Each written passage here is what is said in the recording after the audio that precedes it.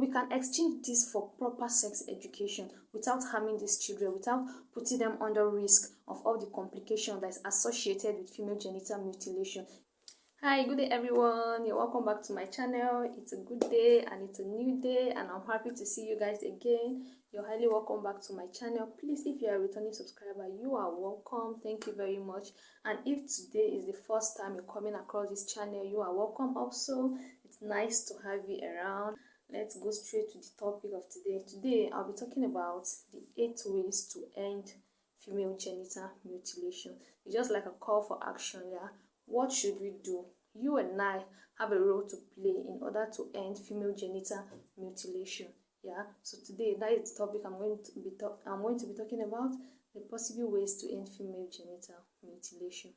Yeah, number 1 is challenge the discriminatory reason for female genital mutilation practices. Yeah, there are some reasons why most of this let's say our parents, the society, always think maybe this is the reason why we should engage on female genital mutilation. We should always challenge it. Like most of the reasons will be like they're preparing a girl up to the age of her marriage. They want her to behave well, like save her virginity until marriage. So these are the reasons. But we can exchange this for proper sex education without harming these children, without putting them under risk of all the complications that is associated with female genital mutilation. Yeah, so we should always challenge these discriminatory reasons. Have sex education, so we should replace these things with all these reasons. Yeah, when you bring up your child properly, you teach them sex education early, you lead them to the right path. There's no way they're going to grow up being wayward. Yeah, so number 1 reason is to always challenge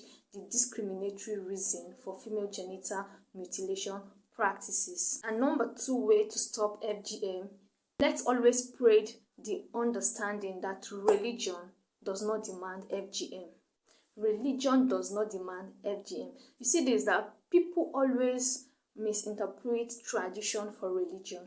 Yeah, and these are 2 different things. But people practice tradition all in the name of religion. So religion is not does not demand FGM, because people don't seem to distinguish between religion and traditional practices. So religion does not demand FGM. I heard of a story where a woman was asked about her experiences about FGM, and she said she never advised anybody to undergo FGM because FGM took away one of her daughters. Yeah, she's an Islam. She said she practices this before, but due to some complications that happened on her daughters during FGM, she said she has stopped it, and she urged other people to stop the practice of FGM. It has more complications, so it has nothing to do with religion. That is pure traditional practices. And number 3 ways to end female genital mutilation is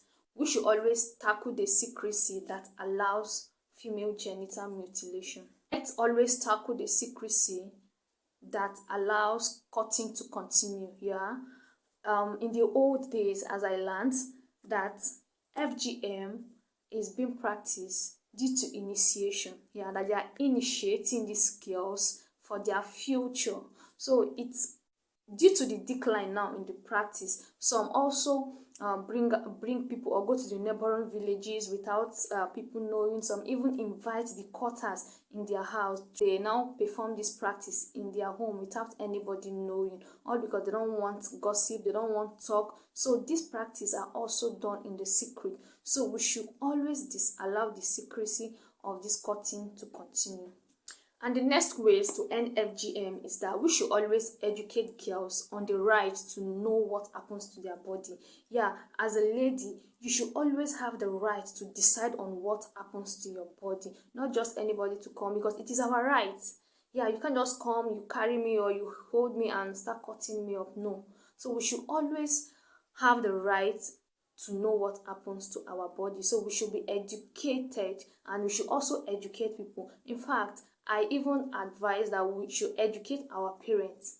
Yeah, educate our parents, our siblings around, in fact our communities, our societies. Yeah, educate them, because no girl on a normal senses, after being educated on the effects, on the side effects and all of the complications that is associated with FGM, would also want or go ahead to undergo such risk. Yeah, so we should be educated in order to know our rights. The next day is, we should always pick up about the risk that is associated with FGM. Yeah, in my previous video, yeah, I made some videos about the risk, let me say the long-term effect and the short-term effect of female genital mutilation. So we should always educate them on the risk or the consequences of female genital mutilation. Yeah, it has a very dangerous risk that we can't afford to withstand. So we should always educate them, sensitize the society about the risk and the realities of female genital mutilation.